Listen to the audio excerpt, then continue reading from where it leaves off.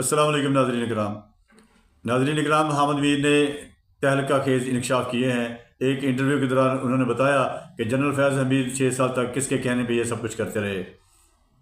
हामिद मीर का ये भी कहना था कि इमरान खान का कसूर नहीं है और जनरल फैज़ हमीद का भी इसमें बराह रास्त कसूर नहीं है, उसको बाजवा इस्तेमाल कर रहे थे।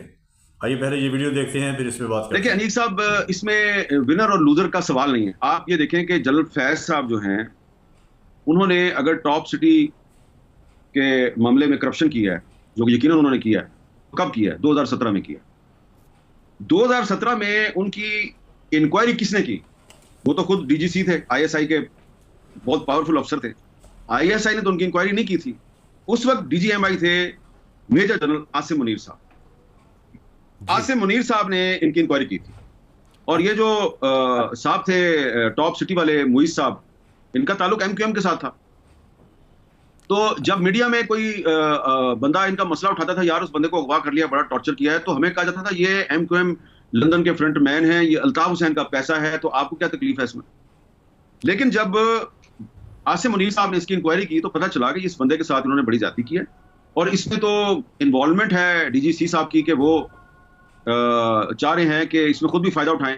उसमें उनका एक भाई था, उसका भी नाम आ रहा था। अब 2017 में बाजवा साहब को हर चीज का पता लग गया था, ठीक है जी। लेकिन वो खामोश रहे। उन्होंने फिर उसी जनरल फैज को डीजीआईएसआई बनाया। फिर वो कोशिश कर रहे थे कि आर्मी चीफ बन जाए, या मैं बन जाऊं, या ये बन जाए। तो सवाल ये है कि जनरल फैज तो मसला ही नहीं है। फैज तो ये सिस्टम है, जिस सिस्टम में फैज जैसे लोग पैदा होते हैं और उनको प्रोटेक्ट किया जाता है टॉप से। यानी कि अगर 2017 में जनरल बाजवा को बतौर आर्मी चीफ पता लग गया था कि फैज साहब जो है वो गड़बड़ कर रहे हैं, करप्शन कर रहे हैं, तो उनको तो चाहिए था उनका उस वक्त कोर्ट मार्शल करते। उस वक्त नहीं किया, प्रमोशन दी, फिर एक और प्रमोशन दी, और अब 2024 में आके तो उनके खिलाफ कोर्ट मार्शल की कार्रवाई जो है वो दोबारा शुरू हुई है, क्योंकि जो 2017 में पहली इंक्वायरी थी वो मौजूदा आर्मी चीफ आसिम मुनीर ने की थी। ठीक है जी। तो अब इसमें किसी इंडिविजुअल के या किसी पार्टी के मजबूत या कमजोर होने की बात नहीं है। असल बात यह है कि जनरल फैज जो है वो ये सारे काम किस वजह से कर रहा था? इस वजह से कर रहा था अनीक साहब कि उसको सियासत में मुदाखलत की खुली छुट्टी थी। जनरल फैज जैसे किरदार जो है वो पाकिस्तान में पहली दफा पैदा नहीं हुए। इससे पहले जनरल ज़हीरुल इस्लाम जैसा किरदार भी है, उससे पहले जनरल अहमद शुजा पाशा जैसा किरदार भी है, उससे पहले भी बहुत से किरदार हैं। तो ये सारे किरदार पैदा होते हैं सियासत में मुदाखलत की खुल्लम खुला इजाजत इनको मिलती है, इनके लिंक्स बनते हैं, ये अपने आप को पावरफुल समझना शुरू कर देते हैं, इनकी कोई अकाउंटेबिलिटी नहीं होती, इनकी करप्शन को प्रोटेक्ट किया जाता है, तो किरदार बन जाता है जिसका नाम होता है जनरल फैज हमीद। तो अब जनरल फैज हमीद को अगर सजा हो जाएगी और सियासत में मुदाखलत फिर भी जारी रहेगी, फिर एक और फैज हमीद पैदा हो जाएगा, उसके बाद एक और फैज हमीद पैदा हो जाएगा। तो इसमें पाकिस्तान की जीत सिर्फ उसी सूरत में है, पाकिस्तान का फायदा सिर्फ उसी सूरत में है, आपका और मेरा फायदा सिर्फ उसी सूरत में है कि वो रास्ता बंद किया जाए जिस रास्ते से जो डीजीआईएसआई है उसको नेशनल इंटरेस्ट के नाम पर सियासत में मुदाखलत की इजाजत दी जाती है। इसमें तो कोई शक नहीं है कि इस वक्त जो क्राइसिस पाकिस्तान में आपको नजर आ रहा है, इस क्राइसिस के मौजिद जो है वो जनरल कमर जावेद बाजवा साहब हैं। जनरल कमर जावेद बाजवा को आर्मी चीफ किसने बनाया था? नवाज शरीफ ने। बिल्कुल ठीक। और नवाज शरीफ साहब ने उनको आर्मी चीफ कैसे बनाया था?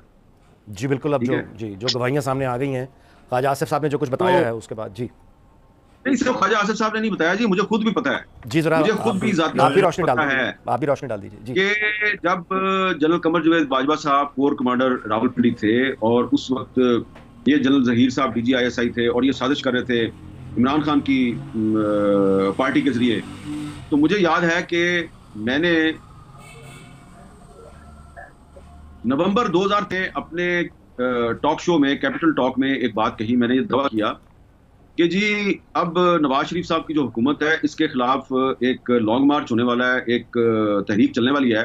मकसद उसका ये होगा कि जी इलेक्शन में बड़ी धांधली हुई है और जी 4 हलके खोल दिए जाएं और दोबारा इलेक्शन करवाया जाए, लेकिन असल मकसद उसका है जनरल परवेज मुशर्रफ को अकाउंटेबिलिटी से बचाया जाए, उसके खिलाफ जो केस चल गया उसको रोकना है।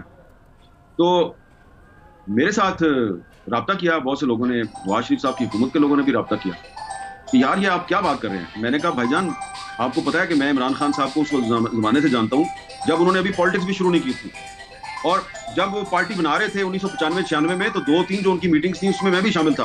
और मैंने उनको मशवरा दिया था पार्टी ना बनाओ, क्योंकि आप पाकिस्तानी कौम के अनडिस्प्यूटेड लीडर हैं। मैंने कहा उनके जो इर्द गिर्द लोग हैं ना, वो उनके साथ मेरे पुराने ताल्लुकात हैं, मुझे उनसे पता चला है और कि इमरान खान साहब जो है उनको काम पे लगा दिया गया है, और उनको नहीं पता इमरान खान साहब को कि असल मसला क्या है, लेकिन असल मसला परवेज मुशर्रफ को बचाना है। तो अब उसके बाद एक 2014 में आपको पता है फिर मेरे पे अटैक हो गया, फिर उसके बाद इमरान खान का धरना शुरू हो गया। ये जो सारा मामला था, उस वक्त जनरल बाजवा साहब जो हैं, उन्होंने ये अपने सुसर एजाज अमजद के जरिए नवाज शरीफ साहब, और मैं जो है ये जो पॉलिसी चल रही है राहील शरीफ की, मैं इस पॉलिसी के साथ नहीं हूँ, और ये जो आपके खिलाफ ISI साजिशें कर रही है। मैं वीडियो आपने देखी, आपने देखा कि अहमद मीर साहब ये कह रहे थे कि जनरल फैज़ हमीद का मसला नहीं है, जनरल फैज़ हमीद की करप्शन अपनी जगह पे, उनको सज़ा भी मिल जाएगी, लेकिन क्या इस तरह से इस्टेब्लिशमेंट का मुश्किल तौर पर सियासी जो मुदाखलत का सिलसिला है वो ख़त्म हो जाएगा, फिर नया कोई जनरल आएगा, वो नए किसी DIG को इस्तेमाल करेगा। यह सिलसिला हमेशा के लिए ख़त्म होना चाहिए। वीडियो आपने देखी, उम्मीद है वीडियो आपको पसंद आई होगी। मिलते हैं किसी नई वीडियो में, अपना बहुत सा ख्याल रखिएगा। अस्सलाम वालेकुम।